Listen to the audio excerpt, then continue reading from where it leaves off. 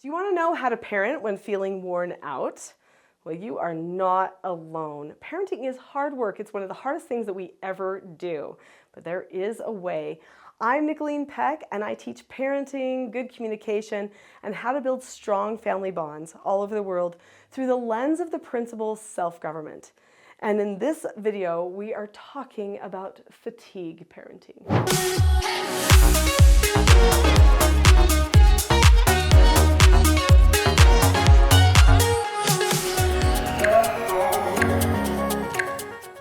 In this video, we're going to talk about what obstacles we face when we're worn out and we're trying to do our best at parenting. And then we're going to talk about what you can do to make parenting easier on you so that even if you have to be on the couch sick, you can still be consistent in your parenting. I think consistency is the biggest thing that struggles when a parent is worn out. They just feel like, I can't maintain it. I just can't keep going. It's too much. It's too many behaviors, it's too many moments in the day. I can't get my basic things done like a shower, or eating any food or something. It's just nonstop. One thing you might want to ask yourself is, what type of processing is going on inside your head? Because those types of thoughts that you're having are actually going to defeat you every time. Even if I give you proper things that you can do to help decrease your stress, increase your productivity, your consistency, even when you may have bad health or a bad night's sleep or you're sick or you just maybe have chronic issues where you're just done, and you're worn out all the time. Even if I give you the best information, which I hope to do here on this video, when you are telling yourself, I can't, you actually aren't giving yourself permission to change and to focus on moving forward. So you're holding yourself back. So you do need to ask yourself, what are the thoughts that go on inside my head when I feel like I've hit my max? Do I start listing all the things I've done and then create a sense of overwhelm within myself?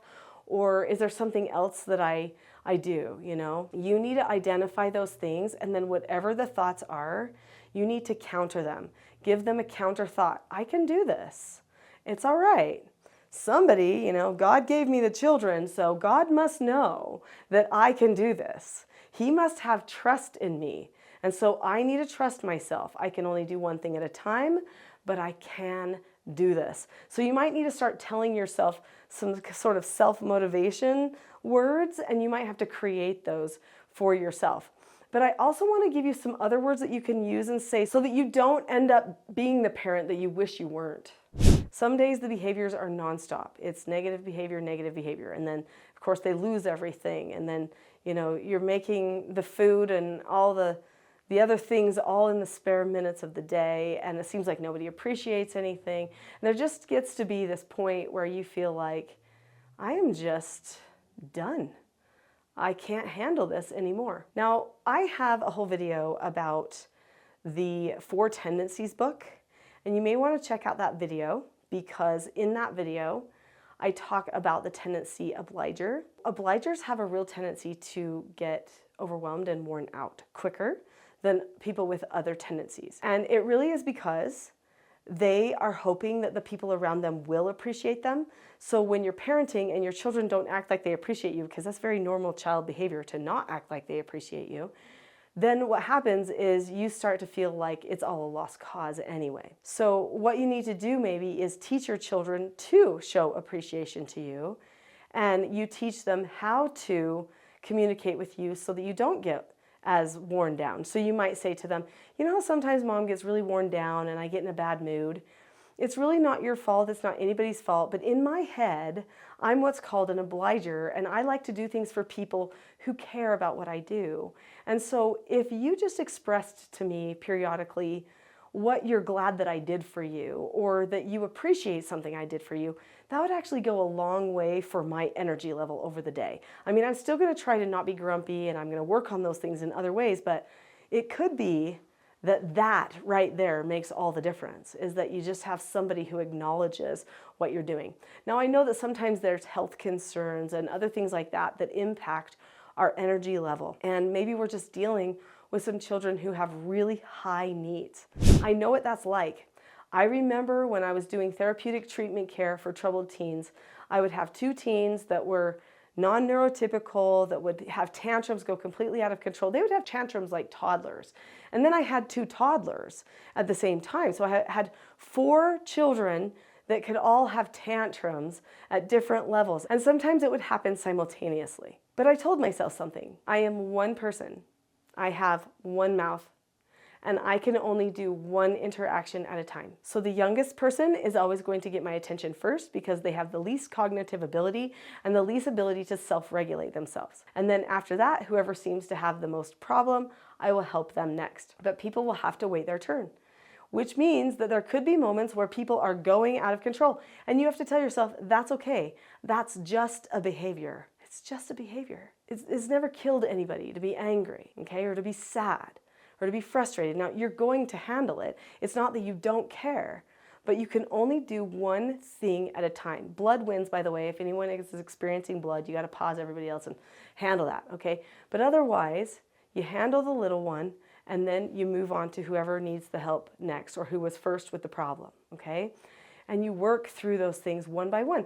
But if you tell yourself, I only have to do one thing at a time, I only can talk to one person at a time and solve one problem at a time, that frees you to have more energy for the one problem and to reserve some of your energy for the next problem and the next. It's liberating. Now, I know that sometimes the dad brain gets worn out and sometimes the mom brain gets worn out. But I've noticed that mom brains seem to wear out a little bit more often than man brains, dad brains. And I think that's because men by nature are more monotasked and women by nature are multitask. And so they think of all these different pieces all at the same time, which could make, every woman seem like she's got ADHD some days, because we can think about all these different things at the same time. But in reality, even if we can think about all those different things at the same time, we can actually only execute one at a time.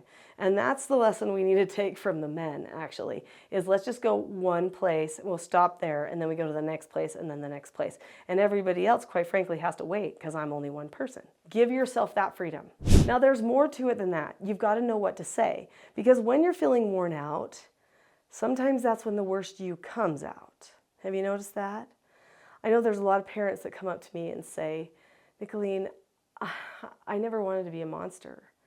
And that's what I'm being to my children, and I don't know what to do instead. And so I say, okay, well, let's learn some self-government basics then, okay? So I do have a course. It's called the TSG Parenting Course. It's on my website, teachingselfgovernment.com.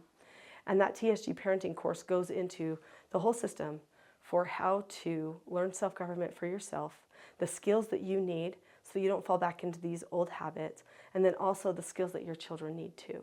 So if your children have skill sets like how to follow instructions, accept no answers, accept consequences, and disagreeing appropriately, then they actually end up happier and better to communicate with you in the long run. Sure, at the beginning you have to do some training, but then after that you have this point of reference. You have a common vocabulary for problem solving as a group. And if you have your skills in place, your self-government skills, and they know what those are too, now everybody's on the same page with how the corrections are going to happen, how we're going to talk through them, that no one's taking them personally, how we get ourselves to a place of calmness if we start going out of control, all of these things. And the most beautiful thing about these particular skills and processes is that they are scripted, which means that the same words are used every single time. Now, some people hate the idea of talking on a script. I'm actually one of those people. I hate the idea of being scripted. I like to think of my own way to do things every time. I'm a little bit rebellious by nature. If you've listened to my video on parenting a questioner child, I'm a questioner, and that's one of those characteristics of a questioner. So I really had to humble myself to say, I'm going to use a script, but I didn't see any other way of truly maintaining my own self-government unless I did choose to use a script. So I actually, at the beginning of my foster care years, took some recipe cards and I wrote down cue phrases to everything that I was going to use. And you know what? I actually have those cue cards available on my website. Now, you're not going to really be able to use all of them without like the course or at least the book Parenting a House United. But if you had Parenting a House United, the cue cards, and the choices map, that would be a great beginning to you learning what to say so that you don't fall back into the old habits. And not only that, the choices map helps you know when to say certain things as well. So it will cue you so that you don't fall into saying some of those emotional, worn out statements. So number one thing we want to remember is we get to choose the dialogue in our head. Okay? You can pick what you want to tell yourself. Then also prepare, okay? Prepare the children, prepare yourself, learn the skills that you need for success. This is just wisdom, because the more things that you do right, the less you will do things wrong. Then in the moment, follow the script. Whatever skills you've taught yourself, use them in the moment. Don't fall off script. Don't go to those things that you felt or thought or those emotional responses that might have happened at one point or another. Instead, stick to the script. Now, there is so much more that I could teach about this, but there's one thing I want to do for you. I want to give you a lesson in calmness for free. So I have something called the Calm Parenting Toolkit on my website. That Calm Parenting Toolkit is free right now. If you click on the link in the description below this video that says teachselfgov.com/toolkit, then you can have that Calm Parenting Toolkit for free. Click on the link now and start working on your calmness and your self-government today. I'll see you there.